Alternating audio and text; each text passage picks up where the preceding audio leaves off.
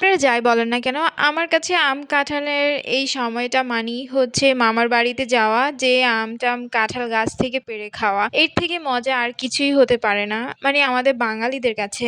আমার মামা যেহেতু বাংলাদেশে থাকে না, তাই আমাদের এই সময়টাতে মামার বাড়িতে যাওয়া হয় না। কিন্তু প্রাচ্যকে এর থেকে একদমই বঞ্চিত করা যাবে না। তাই আমরা বেরিয়ে পড়লাম প্রাচ্যকে মামার বাড়িতে নিয়ে যাব বলে। হ্যালো এভরিওয়ান, কেমন আছো তোমরা সবাই? আশা করছি ভালো আছো। হুট করেই আমরা বের হয়ে পড়েছি। আমি আমার বাবার বাড়িতে যাব, আর প্রাচ্য যাবে ওর মামার বাড়িতে। সবকিছু মিলেই খুব এক্সাইটেড, ভালোই লাগছিল। আসলে আম কাঁঠালের এই সিজনটাতে সব থেকে বেশি বাড়ির কথাই মনে পড়ে। যাওয়ার পথে রাস্তার পাশে বিশাল বড় একটা জাম গাছ পেলাম। যেহেতু জাম গাছ আছে তাই একটু গাড়িটা এখানে থামালাম। ভাবলাম যে নেমে দেখি কয়েকটা জাম পাই কিনা, বাট দুর্ভাগ্যবশত একটা জামও আমরা খুঁজে পাইনি। যেগুলো পেয়েছিলাম ওইগুলো সবগুলো পাখি খেয়ে ফেলে দিয়েছে।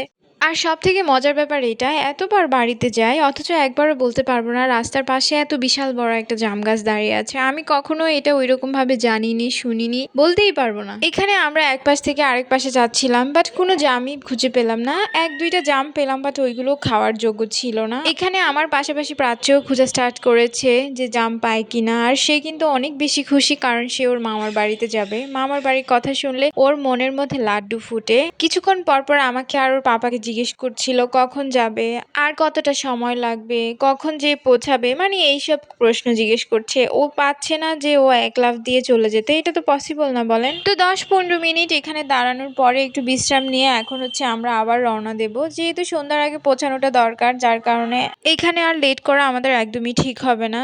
তো এখন হচ্ছে আমরা আবারও আমাদের জার্নিটা স্টার্ট করছি উইথ বাইক। দীর্ঘ 2-2.5 ঘন্টা জার্নির পরে অবশেষে প্রাচ্যর মামার বাড়িতে এসে পৌঁছালাম। আর এসে দেখি ছোট্ট একটা লেবু গাছে অনেকগুলো লেবু আছে, মরিচ গাছে কি সুন্দর মরিচ ধরে আছে, একদম পুরা ঝুপালু ভাবে ধরে আছে।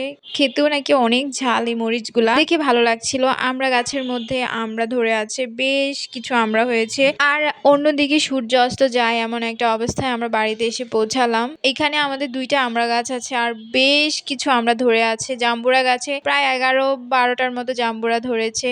আর এখানে কাঁঠাল গাছের কথা তো নাই বললাম। এই কাঁঠালগুলো এত মিষ্টি, এত ভালো খেতে, খুব দারুণ লাগে এই কাঁঠালগুলো। বাড়িতে আসার পর এটাই আমার প্রথম কাজ হয়, কোথায় কি আছে এগুলো দেখা, তারপরে হচ্ছে একটু গল্প গুজব করা। এখন হচ্ছে বিকাল টাইম, যার কারণে আমরা সবাই মিলে উঠোনের মধ্যে একটু কথাবার্তা বলছিলাম, একটু মজা ঠাট্টা করছিলাম, যেহেতু অনেকদিন পর এসেছি। আর প্রাচ্যের কথা তো বলে লাভ নেই, সে কোথায় যে গিয়েছে আমার মার সাথে আমি নিজেও বলতে পারবো না। আর এখন হচ্ছে আমি লিচু খাচ্ছিলাম, কারণ আমার বাবা আসার সময় অনেকগুলো লিচু আমার হাতে ধরিয়ে দিয়েছে। আর আমার তো সব ফলই মোটামুটি অনেক পছন্দ গ্রীষ্মকালীন, আপনারা জানেন। তো এখানে বোনদের সাথে মিলে লিচু খাচ্ছিলাম। তো আজকের ব্লগটা এতটুকুই। আশা করছি আপনাদের ভিডিওটা ভালো লেগেছে। নেক্সট ব্লগে দেখা হবে আবারও। Tata, by.